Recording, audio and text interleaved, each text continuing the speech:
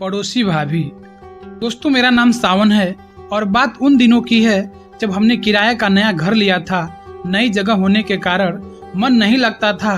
शाम को घर आने के बाद माँ और मेरी छोटी भांजी, जो कि हमारे पास ही रहती थी, टीवी पर हक जमा के बैठ जाते तो मैं छत पर टहलने चला जाता, फोन में गाने सुनता और टहलता रहता। एक दिन अचानक मेरी नज़र पड़ोस की छत पर सूख रहे कपड़ों पर पड़ी, जिनमें सबसे आकर्षक था अंदर की कपड़ा, जिसे देखकर मैं दंग रह गया। कपड़ा देखते ही मेरा मन डोलने लगा और मैं सोच में डूब गया कि यह किसकी है। थोड़ी देर में मुझे एक परछाई दिखाई दी। परछाई में भी सिर्फ उभरे हुए वो दिखाई दे रहे थे। अब मेरा मन बेचैन हो उठा और दिल उसको देखना चाह रहा था। और थोड़ी देर बाद में परछाई गायब हो गई। अब मुझे पूरी रात नींद नहीं आई। सुबह मैं फिर छत पे गया, कोई नजर नहीं आया। पूरा दिन मैंने जैसे तैसे निकाला और रात को छत पर टहलने लगा।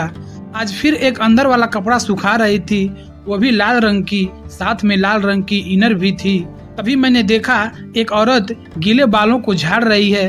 अंधेरा होने की वजह से मुझे कुछ साफ नहीं दिखाई दे रहा था, पर मेरी बेचैनी बढ़ती जा रही थी। मैंने अपनी छत की लाइट चालू की तो देखता ही रह गया। वह एक बहुत ही सुंदर औरत थी। मैं बस उसे देखता ही रह गया। तभी वह कुछ देर में अंदर चली गई। दूसरी रात भी मुझे नींद नहीं आई। मुझे सपनों में भी वही कपड़े दिख रहे थे, उसके बड़े बड़े कप।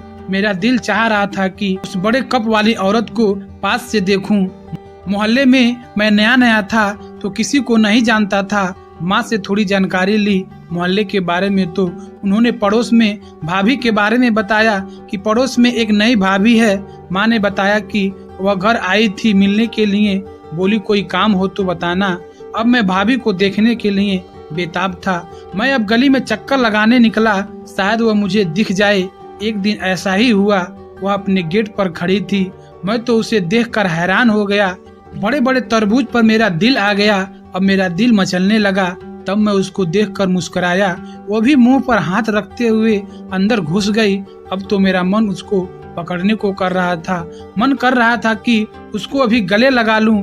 इसी वजह से मेरा दिल उछल रहा था। ऑफिस जाने का बिल्कुल भी मन नहीं कर रहा था, लेकिन जैसे तैसे खुद को समझाकर ऑफिस गया। शाम को जल्दी से घर आया। मैंने माँ से पूछा, पड़ोस में से किसी से दोस्ती हुई है क्या? माँ ने कहा, हाँ हुई है ना। पड़ोस से जो बहू है उससे मैं अब मन ही मन बहुत खुश हुआ। मैंने पूछा, उसका नाम क्या है माँ? माँ ने कहा, उसका नाम उसके रूप जैसा है, उर्मिला है। मैं रात होने का इंतजार कर रहा था, तभी घंटी की आवाज़ सुनाई दी। मैंने अपनी भतीजी से दरवाज़ा खोलने के लिए कहा। दरवाज़ा खोलते ही उसने कहा, नानी माँ, उर्मिला आंटी आई है। मैं अब बेसब्र होकर गेट की तरफ भागा। मैंने उसे इतने नजदीक से देखा तो देखता ही रह गया। क्या सुहानी खुशबू थी उसके बदन की, क्या लहराती चाल थी। मैं उसे एकटक देखता ही जा रहा था। वह माँ से बोली, आज मेरे पति लेट आएंगे घर, तो मैंने सोचा आपके पास चली जाती हूँ थोड़ी देर। मैंने कहा, हाँ हाँ क्यों नहीं, बैठो। मैं तो जैसे कोई सपना देख रहा था। तब माँ ने अचानक मुझे ठोकते हुए कहा, आज छत पर नहीं घूमेगा। अब मैं माँ को क्या बोलूं? जो छत पर चांद दिख रहा था वह मेरे सामने खड़ा है। मैंने माँ की बात टालते हुए कहा, आज तो मुझे टीवी देखने दो, आप बातें कर लो। माँ ने कहा, हाँ हाँ आज तुम टीवी देख ले। मैं माँ से कहा, हाँ भाभी के लिए चाय तो बना लो। तो माँ ने कहा, तू ही बना दे, बहुत अच्छी चाय बनाता है। पड़ोस वाली भाभी मुझे देखकर मुस्कुराने लगी। मुस्कुराते वक्त उसके होठ गुलाबी पंखुड़ियों जैसे लग रहे थे। मैं तो बस उनके कपड़े से जो थोड़े थोड़े वो निकले हुए थे उन्हें ही ताकता रहा था। मेरा मन कर रहा था कि अभी वो छू लूं, लेकिन अभी ऐसा करना पॉसिबल नहीं था। गोरे गोरे गालों पर उसकी छोटी सी बातें इतनी प्यारी लग रही थी कि मैं उसे निहारता हुआ रसोई में चला गया। तब मैंने उससे पूछा, चाय में अदरक लोगी या मसाला? वह बहुत ही खतरनाक अंदाज में बोली, जो आप पिलाओ वही पी लेंगे। अब तो मेरा दिल उछल कूद कर रहा था कि अचानक उर्मिला भाभी किचन में आ गई। बोली, पानी तो पिला दो। मैं उसके सामने ही देखता रह गया। उसमें मनचले अंदाज में मेरे गाल खींचे और हंसने लगी। मुझे तो जैसे नशा हो गया था। चाय तैयार होते ही भाभी ने बोला, मुझे बड़े कप में देना। मैं तो सोचता ही रह गया। मैंने खुद को संभालते हुए कहा, मुझे तो बड़े कप ही पसंद है। वह छोटी सी मुलाकात मुझे और रोमांचित कर गई। धीरे धीरे वह भी मुझे ताकने लगी।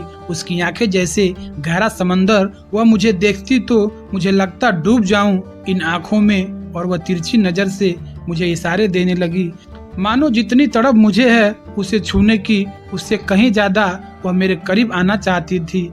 धीरे धीरे वह मेरे घर आने के बहाने ढूंढने लगी। जब भी उसे मौका मिलता वह मुझे छू कर निकल जाती और मेरा मन खिल उठता। मेरा मन कहता था कि दोनों हाथों से उसके कप को मसल दूं। कभी मेरा मन करता कि छोटे बच्चे की तरह उसकी गोद में सोकर आराम कर लूं और वह मेरे बालों में हाथ फेराए। अब तो हर समय सिर्फ उर्मिला ही नजर आती। मुझे तलाश थी एक मौके की और इंतजार का वो भी मौका आ गया। एक दिन शाम को बारिश हो रही थी और मैं छत पर गया तो देखा उर्मिला भाभी रात्रि वस्त्र में बारिश में नहा रही है और उनका पूरा बदन भीगा हुआ था। भीगे होने के कारण बहुत कुछ दिखाई दे रहा था। मेरा कंट्रोल मुझ पर नहीं हो रहा था। इतने में ही भाभी बोली, क्या कर रहे हो? लड़का होकर कपड़े पहनकर बारिश में नहा रहे हो? और इतना बोलकर हंसने लगी। मैं तो जैसे पागल ही हो गया था। मैंने बिना सोचे समझे लोअर और टी शर्ट उतार दी। जैसे ही मैंने कपड़े उतारे बिल्कुल साफ दिखने लगा और जैसे ये शब्द सुनने को वो बेकरार थी। मैं टपाक से बोला, आपकी जैसी कोई मिली नहीं। वह भी जैसे मेरे बोलने का इंतजार कर रही थी। वह बोली, मेरी जैसी क्यों? मैं ही क्यों नहीं? अब तो मैं खुशी से पागल हो गया। मैंने कहा, कब बुला रही हो उर्मिला जी? मौका दो कभी सेवा का। वह बोली, मौका तो आज रात को ही है, आ जाओ। मैंने बिना सोचे हाँ कर दी। वह मुस्कुरा कर बोली, किसमें देखना पसंद है तुम्हें, अच्छी ड्रेस या कुछ और? मैंने कहा, मुझे तो नहाते हुए देखना बहुत अच्छी लगती है। वह जोर से हंसते हुए और बोली, सेम चॉइस। और बोली, मैं इंतजार कर रही हूँ। मैं सोचने लगा कि अब मैं माँ को क्या बोलूँ। फिर मैंने बहाना मारा दोस्त के बर्थडे का और बोला रात को लेट आऊंगा। तो माँ बोली, ठीक है।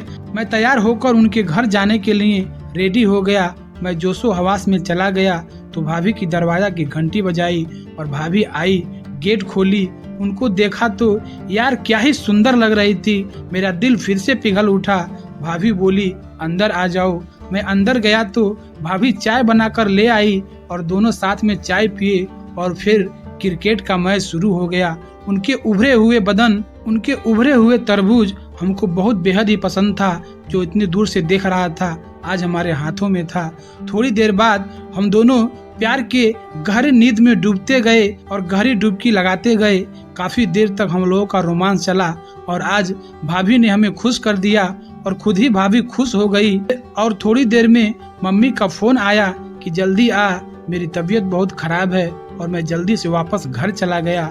इसके बाद कई बार सेवा का अवसर मिला और वो आपको अगले कहानी में बताऊंगा। और ऐसे ही हम लोग का रोमांस होता रहा और बाकी की कहानी अगले वीडियो में बताएंगे।